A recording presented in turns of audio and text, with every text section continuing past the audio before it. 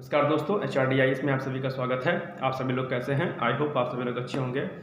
और जैसा कि आप सभी लोगों को पता ही होगा कि डिटेल्स नोटिफिकेशन RO का आ चुका है और अब आपको जो है प्रिपरेशन करनी शुरू कर देनी है, अगर अभी तक नहीं की है तो। और अगर कर रहे हैं तो बहुत अच्छे से अब आपको प्रिपरेशन कर रही है। ठीक, तो ये कुछ बात है।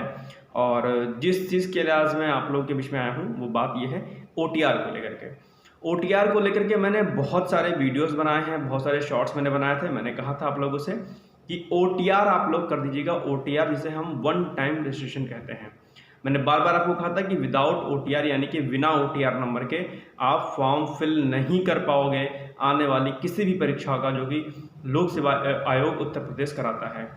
लास्ट टाइम भी OTR हो गया था जब 2023 का जब फॉर्म फिल हो रहा था, उसी समय UPSC में भी OTR हो गया था। और जितने भी आप परीक्षाएं देखते हैं अन्य जो राज्य लोक सेवा आयोग होते हैं उनमें भी OTR सिस्टम लागू हो गया है। ठीक, तो अब हम बात करते हैं कि ये OTR क्या है, क्या बिना OTR के फॉर्म फिल हो सकता है या नहीं हो सकता है, और OTR से संबंधित और कौन कौन सी जानकारी आपके बीच में साझा करनी जरूरी है। सबसे पहले OTR जिसे हम बोलते हैं वन टाइम रजिस्ट्रेशन, यानी कि आपकी जितने भी व्यक्तिगत या शैक्षणिक अर्हताएं होती हैं, योग्यताएं होती हैं, उनसे संबंधित सभी प्रकार की जानकारियां आपके UPPSC की साइट पर अपलोड कर दी जाती हैं एक फॉर्म के माध्यम से। हम उसे ही OTR कहते हैं। और उसके बाद जब आप फॉर्म फिल करते हैं, सबमिट कर देते हैं, तो आपको एक OTR का नंबर जो है जनरेट होता है। आपके डैशबोर्ड एक तरीके से समझ लीजिए जैसे आप फेसबुक की प्रोफाइल बनाते हैं, इंस्टाग्राम की प्रोफाइल बनाते हैं, ट्विटर की प्रोफाइल बनाते हैं, तो उसमें क्या होता है, आपका सारा डेटाबेस होता है, आपकी DOB होती है, आपका पासवर्ड होता है, आपकी अन्य व्यक्तिगत जो जानकारियाँ होती हैं वो होती हैं। सेम इसी तरीके से जब आप OTR करते हैं तो आपका एक डैशबोर्ड बन जाता है, एक आपकी प्रोफाइल बन जाती है, और वो प्रोफाइल आपके UPSC की साइट पर जो है हमेशा के लिए रेडी हो जाती है। यानी कि उस प्रोफाइल का इस्तेमाल लोक सेवा आयोग उत्तर प्रदेश कर सकता है कभी भी। वही भरी हुई जानकारी है आपकी, हमेशा काम आती है। चाहे आप कल को सेलेक्ट हो जाएंगे तब जो आपका डॉक्यूमेंट्स वेरिफिकेशन करना होगा वो भी वहीं से हो जाएगा। क्यों? क्योंकि जब आप OTR का फॉर्म फिल करोगे तब आप अपनी मार्कशीट वगैरह सारी चीज़ें स्कैन करके उस पर लगाएंगे, अपना जो भी डिटेल्स होगा उसमें आप उसमें फिल करेंगे, तो वो जानकारी आपकी तरीके से ऑनलाइन रहेगी, हमेशा के लिए आपकी सेव हो जाएगी। जिस तरीके से डिजिटल लॉकर आप लोगों ने सुना होगा, तो डिजिटल लॉकर में क्या होता है कि आप जितने भी डॉक्यूमेंट्स आपके होते हैं वो सारे के सारे जो है ऑनलाइन हमेशा जो है प्रोवाइड होते हैं, कोई भी कभी भी इसको देख सकता है। सेम एक प्रोफाइल आपकी डैशबोर्ड जो है आपका उत्तर प्रदेश लोक सेवा आयोग की साइट पर बन जाएगा। और एक बार OTR नंबर मिल गया फिर आपको बार बार इसमें जानकारी नहीं भरनी होती है। हाँ, कुछ एक्स्ट्रा क्वालिफिकेशन अगर आप हासिल करते हैं, जैसे कि अभी आप ग्रेजुएशन आपने किया था, आपने ग्रेजुएशन करते करते OTR फिल कर दिया, ठीक है, ओके, हो सकता है 2 साल बाद आपका MA कंप्लीट हो जाए, तो MA की जो क्वालिफिकेशन होती है वो जो है आप उसमें कर सकते हैं। हाँ, एक चीज़ ध्यान रखिएगा कि मोबाइल नंबर और Gmail ID इस 2 चीज़ को छोड़ करके बाकी चीज़ों में संशोधन नहीं हो सकता है। बाकी जितनी भी चीज़ें आपकी हैं वो संशोधित हो सकती हैं, दिक्कत वाली बात नहीं है। अगर आप लोगों ने एक बार OTR कर दिया है, उसमें कुछ मिस्टेक हो गई है, तो उसके बाद जो है आप OTR नंबर प्राप्त करने के बाद उसे एडिट कर सकते हैं अपने डैशबोर्ड में जा करके। तो ये हो गया OTR। तो आज लोक सेवा आयोग ने बहुत पहले आप लोगों से बार बार जो है नोटिफिकेशन दे रहा था और ये कह रहा था कि आप लोग OTR जो है कर लीजिए, OTR कर लीजिए, OTR कर लीजिए। तो अब और अभी जो फॉर्म आया है लोक सेवा आयोग उत्तर प्रदेश RO का, उसमें भी उन्होंने साफ मेंशन कर रखा है कि अगर OTR नहीं किया है तो 72 घंटे पूर्व, यानी कि जब आप फॉर्म फिल करोगे उसके 72 घंटे पूर्व आपका OTR हो जाना चाहिए, OTR नंबर जनरेट हो जाएगा। अब आप जो है वहाँ पर फॉर्म फिल कर सकते हैं। तो जब आप साइट पे जाइएगा, ठीक है, तो जो जो है एडवर्टाइजमेंट का ऑप्शन आता है वहाँ पे क्लिक करिएगा, तो वहाँ पर जो है आपके 3 ऑप्शन दिखाएंगे। एक दिखाएगा इंस्ट्रक्शंस का, दूसरा दिखाएगा आपका एडवर्टाइजमेंट का, और तीसरा दिखाएगा आपका अप्लाई करने का। अप्लाई वाले पर जब आप क्लिक करेंगे तो वहाँ पर आपसे फिर पूछेगा कि क्या आपने OTR किया है कि नहीं किया है, तब वहाँ पर आप ऑप्शन येस और नो करेंगे, उसके बाद आपका OTR होने वहाँ से स्टार्ट हो जाएगा। इसके अलावा भी एक ऑप्शन ऊपर दिया रहता है OTR करने का।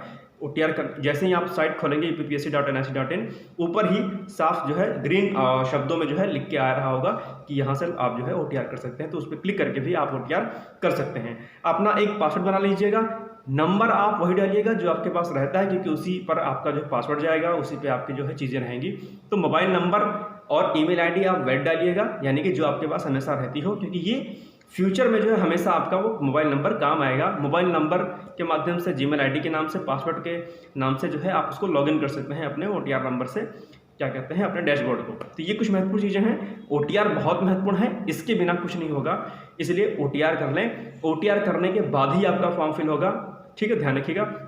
दूसरी महत्वपूर्ण बात इसमें है कि कुछ जो क्वेरीज आ रही थी कि सर मैंने पहले OTR कर लिया है, तो पहले कर लिया है भैया जी तो आपका OTR नंबर आ गया होगा, ठीक है। अगर OTR नंबर आपका आ गया होगा, प्राप्त हो गया है, तब अब आपको OTR नहीं करना है, ध्यान रखिएगा इस चीज़ का।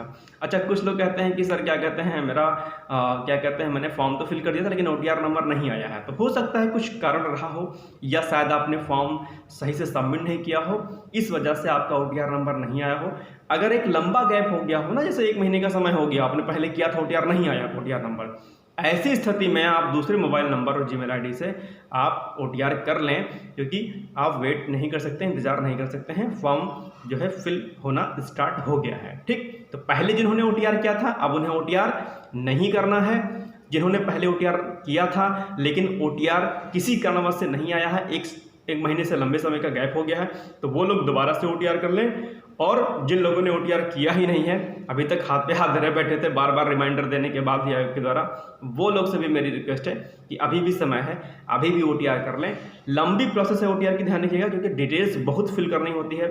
1-1.5 घंटे का समय लगेगा, मिनिमम लगेगा समय, आप कितना ही फास्ट क्यों ना हो, डिटेल्स बहुत फिल करनी है उसमें, बहुत लंबा फॉर्म है।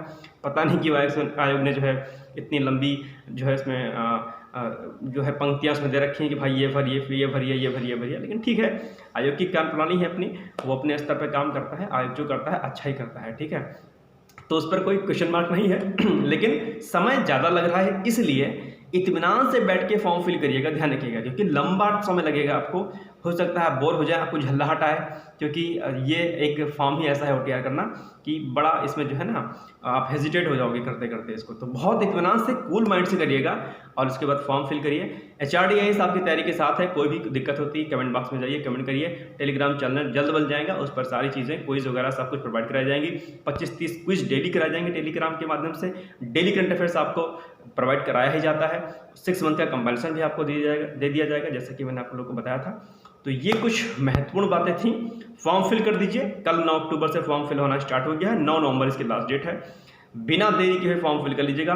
अंतिम समय में अगर करेंगे, हाथ पे हाथ धरे बैठे रहेंगे तो कुछ नहीं हो पाएगा, फिर सर्वर बिजी हो जाएगा, फॉर्म नहीं फिल कर पाएंगे। कुछ लोग होते हैं ना, समय का इंतजार करते रहते हैं कि तुम भरो तो मैं भरूंगा, तुम भरो तो मैं भरूंगा। ये स्थिति मत आने देना, ठीक है, नहीं तो परेशान हो जाओगे। फॉर्म जल्दी भर देना। ओके, फिर आई थिंक आपको चीज़ें समझ में आ गई होंगी, OTR कर लीजिएगा। मिलते हैं कल एक नए सेशन के साथ, तब तक के लिए जय हिंद, जय भारत।